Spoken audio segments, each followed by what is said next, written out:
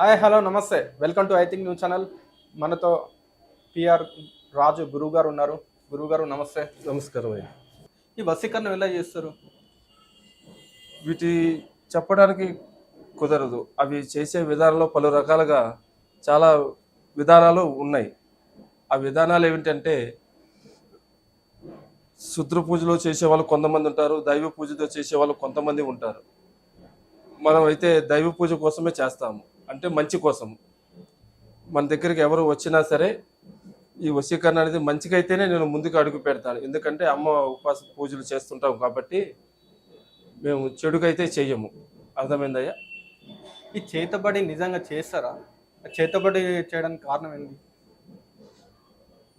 ఎలా చేస్తారు? చేతబడి చేయడానికి కారణాలు ఎలా చేస్తారంటే, అది చేసే వాళ్ళకి వాళ్ళ బంధుమిత్రులు ఎవరు ఉండరు, ఒంటరిగానే ఉంటారు. వాళ్ళు ఈ చేతబడి విషయంలో కుటుంబం అనేది చాలా దూరం అయిపోతారు. అర్థమవుతుందయ్యా? మంచికైతే అది చెయ్యరు. అది చేయించుకున్న వాళ్ళు ఎలా ఉంటారంటే పగ కోసం చేస్తారు. ఎదుటి వాళ్ళకి అన్యాయం జరగడం, వాళ్ళ కుటుంబంలో అంతం అయిపోవడం, ఇలాంటి చెడు కోసమే ఇవి చేస్తుంటారు. ఇవి పల్లెటూరులోనే ఎక్కడెక్కడో ఉండి చేస్తుంటారు. ఇలాంటి ఘటనలు మనం చాలా చూసాము. అంటే ఇప్పుడు ఒక వ్యక్తికి చేతబడి చేసి ఆ వ్యక్తి అంటే కష్టాల్లోకి నెట్టడం వల్ల అంటే వీళ్ళు పొందే ఆనందం ఏంటి అసలు? ఎందుకు? అది వాళ్ళ వ్యక్తిగతంగానే ఉంటుందయ్యా. వాళ్ళ పగ, ఎదుటి వాళ్ళు బాగుపడడం ఇష్టం లేక, వాళ్ళు సంతోషంగా ఉండడం చూడలేక, వారవలేక, ఈ రోజుల్లో మనుషులు ఎలా ఉంటున్నారో తెలుసుగా, అంతా స్వార్థంగానే బతుకుతున్నారు. అర్థమైందా? ఆ విషయంలో వాళ్ళు ఎదుటి వాళ్ళ మీద చేయించే ఒక ప్రతీకారమైన చర్యగానే భావిస్తాం. ఇది ఒక వ్యక్తిని వశపరచుకోవడం సాధ్యం అవుతుందా? అవుతుంది. ఎట్లా? దానికి కొన్ని విధి విధానాలు ఉన్నాయి.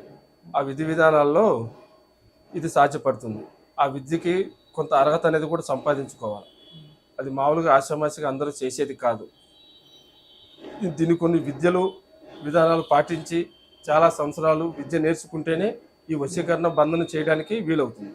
అంటే ఎలా చేస్తారు అంటే కొంచెం క్లుప్తంగా ఎక్స్ప్లెయిన్ చేయండి. అవి చెప్పడం కంటే చూడడమే తెలుస్తుంది. అవి రాత్రి పూటే, అర్ధరాత్రి పూట కూడా చేసే విధానాలు ఉంటాయి. వాటిని వివరించడానికి కుదరదు. అవి విద్య నేర్చుకున్న వాళ్ళకి మాత్రమే ఆ గురువులు నేర్పిస్తారు. ఈ వ్యక్తిని వశపరుచుకుంటే ఆ వ్యక్తి ఇతను చెప్పే మాటలు ఖచ్చితంగా వింటాడంటారా? అంటే అంటారు కదా, ఇప్పుడు నేను ఒక వ్యక్తి చేతబడి చేస్తే ఆ వ్యక్తి నేను చెప్పినట్టే వింటాడు, నేను చెప్పినట్టే నడుచుకుంటాడు అని. అది ఎట్లా సాధ్యమవుతుంది? శాతపడి అనే దానికి వశీకరణకు సంబంధం లేదు. శాతపడి అనేది ఆ మనిషి అంతాని కోసమే తయారు చేస్తారు. ఓకే. వశీకరణ అనేది ఆ మనిషి మాట వినడానికి, మనం చెప్పినట్టుగా వినడానికి, మన దగ్గర బానిసగా ఉండడానికి, మనం అనుకున్న పనులు చేయడానికి ఆ మనిషి మనం చెప్పినట్టుగా చేస్తుంటాడు. ఇప్పుడు అట్లా చేసిన వ్యక్తి మళ్ళీ నార్మల్గా మనిషి మారాలంటే ఎట్లా ఎట్లా సాధ్యమవుతుంది? దానికి కొంతకాలం అనేది ఉంటుంది. అంటే ఇప్పుడు ఆ వ్యక్తికి అంటే చేతబడి చేసిండు లేదా ఈ వ్యక్తి వశపరుచుకుంటానని ఎట్లా తెలుస్తుంది ఆ వ్యక్తికి? చేసిన వ్యక్తిగా, చేయించుకున్న వ్యక్తిగా. అంటే ఇప్పుడు ఆ వ్యక్తి చేస్తుండు, ఒక వ్యక్తి చేస్తుండు, ఇప్పుడు ఎగ్జాంపుల్ నాకు చేసిండు అంటే నేను అతను చెప్పిన మాటనే వింటున్నా, నేను ఎవరి మాట వినట్లేదు. అవును. అంటే నాకు ఎట్లా తెలుస్తుంది? అంటే నాకు నీకు ఆ విషయం తెలీదు. ఆ ఒక వశీకరణ శక్తి ఆ మనిషి శరీరంలోకి వెళ్ళి తన మనసుని, ఆలోచనని ఏ వ్యక్తి అయితే చేయించుకుంటారో ఆ వ్యక్తి వైపున మలుస్తుంది. అంతేగాని తన ఆరోగ్యపరంగా ఎటువంటి ప్రమాదం ఉండదు, తనకు ఏ నష్టమైన ఉండదు. కానీ తన వల్ల వాళ్ళకి ఏదైతే ఉపయోగం అనుకుంటున్నారో ఆ ఉపయోగాన్ని వాళ్ళు ఉపయోగించుకోవడానికి ఈ వశీకరణ పనిచేస్తుంది. అంటే ఇప్పుడు నేను మళ్ళీ నార్మల్ వ్యక్తిగా కావాలంటే ఏం చేయాలి? దానికి విరుగుడు చేసుకోవాలి. లేదా వశీకరణలో రకాలు ఉన్నాయి. ఇన్ని నెలల వరకు ఆ వశీకరణ శక్తి అనేది పనిచేసి తర్వాత ఆ వశీకరణ శక్తి అనేది వెళ్ళిపోతుంది. వీటికి కొన్ని నిబంధనలు కూడా ఉంటాయి. అంటే హెల్త్ పరంగా కానీ ఫ్యామిలీ పరంగా కానీ అలాంటిది ఆటంకాలు జరగడం కానీ? ఇది దుష్ట పూజ ఏం కాదు. అర్థమైందా? ఇది దైవ పూజకు సంబంధించిన శక్తి. ఇది శాతపడికి దానికి సంబంధం లేదు. అవి దైవ పూజ చేసే వాళ్ళు శాతపడి చేయలేరు. వారు దుష్ట పూజ చేసే వాళ్ళే చేస్తారు. అంటే ఇలాంటి ఏమైనా బిరుగుడు మీరు ఏమైనా చేశారా? మీరు ఎప్పుడైనా చూసారా?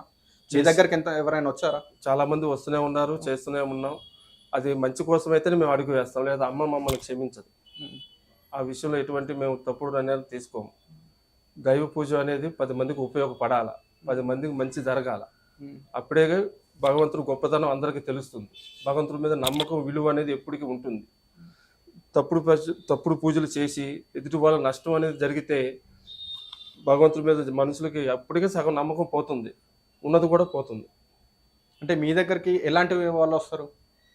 మా దగ్గరికి అన్ని రకాలు వస్తుంటారు. ఇంట్లో పరిస్థితులు బాగోక ఏదో ఇబ్బందులు పడటం, జన ఏడుపు, అర్థమైందా, కుటుంబ కలహాలు, ఏదో ఒక మనిషికి ఒక రకమైన ఇబ్బందులు ఉంటారు. ఆ ఇబ్బందులకు వస్తుంటారు. మా వల్ల అయినంత వరకు అమ్మవారి శక్తిని వాళ్ళ ఇంటి పైన పంపించడం, వాళ్ళకి ఏ రకమైన సరే వాళ్ళకి మంచి జరిగితే మా పేరు చెప్పుకుంటారు, గురువు గారు వెరీ గుడ్ అంటారు. మా దగ్గరికి 10 మందిని తీసుకొస్తుంటారు. దానికైతే మేము ముందు అడిగేస్తాం, కానీ ఒక మనిషికి చెడు చేయమంటే మాత్రం ముందుకు వెళ్ళం. అది మంచిది కాదు. అంటే వచ్చారా? అంటే ఒక వ్యక్తికి ఇట్లా చెడు చేయరి అని వచ్చారా ఎవరైనా? ఉన్నారు, వచ్చిన వాళ్ళు ఉన్నారు. ఏదో ఒకటి వాళ్ళకి అన్యాయం అయిపోవాలి, కుటుంబం నాశనం అవ్వాలని చెప్పి మాకు అన్యాయం చేశారు, మా దగ్గర లక్షలు లక్షలు తీసుకొని మాకు తిరిగి ఇవ్వకపోవడం, ఇలాంటి రకరకాలుగా వచ్చిన వాళ్ళు ఉంటారు. అప్పుడు మీరు చెప్పిన సమాధానం ఏంది మరి? వాళ్ళ కుటుంబం నాశనం అవ్వాలంటే మేము ఒప్పుకో, నీకు లక్ష్మి రావాలంటే వాళ్ళ దగ్గర నుంచి, ఎందుకు నీకు రుణం ఉన్నారు కాబట్టి ఆ రుణం నీకు ఇప్పించమనే విధంగా అయితే మేము చేయగలుగుతాం.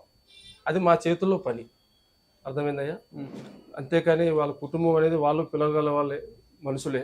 అంటే మీరు ఒక మంచికి మాత్రమే చేస్తారు కానీ ఇలాంటి ఇన్వాల్వ్ గారు. అవును, అర్థమైందా. మేము కలకత్తాలో అమ్మవారు దీక్ష పొందిన వాళ్ళం, అర్థమైందా. ఢిల్లీ, బొంబాయి 4 దేశాలు తిరిగి వస్తుంటాము, అందరం చూస్తుంటాము. ఎవరైనా సరే ఎప్పటికైనా సరే భగవంతుడి సన్నిధికి చేరుకోవాల్సింది. ఈ మధ్యలో జరిగేవన్నీ భగవంతుడు లీల. వాళ్ళకి ఇబ్బందులు, కొన్నాళ్ళు ఇబ్బందులు పడాలని వాళ్ళ విధిరాతలో రాశి ఉంటుంది కదా. ఆ విధిరాతలో రాశి ఉన్నప్పుడు, ఆ శిక్షాకాలం పూర్తయినప్పుడు ఆ భగవంతుడు మాలాంటి వాళ్ళ దగ్గరికి వాళ్ళు ఏ రూపంలో పంపిస్తారు. ఈ కలియుగంలో భగవంతుడు నేరుగా వచ్చి ఎవరికి నేను ఉన్నానని చెప్పి ఇవ్వడు, అర్థమైందా. ఒక మనిషి ద్వారా ఇంకో మనిషి సమస్యని తీర్చడానికి దారి అనేది చూపిస్తాడు. అప్పుడు మా దగ్గర వచ్చినప్పుడు మా వల్ల అయితే అయిందని చెప్తాము, లేదంటే మా వల్ల అవదని చెప్తాము. ఎందుకంటే రేపు కాడ మా కోసం, భగవంతుడి కోసం చెడుగా అనుకుంటారు. దేవుడు లేడు, భగవంతుడు లేడు, వీళ్ళందరూ నాటకం అని చెప్పి బాధపడతారు. అలా అనిపించుకోవడం మాకు మంచిది కాదు, మేము పూజించే దేవత కూడా మంచిది కాదు. ఇది పిఆర్ రాజు గారు. మేము మంచి చేయడానికే ఉన్నాం కానీ చెడు చేసే వ్యక్తులకు మేము ఎలాంటి అపాయం కలగనియము. మంచి మాత్రమే చేయడానికి మేము పంచాంగం కానీ వాళ్ళకు వచ్చిన వారికి మంచి చేయడానికి మాత్రమే చెప్తామని చెప్తున్నారు. థ్యాంక్ యూ గురుగారు, థ్యాంక్ యూ సో మచ్.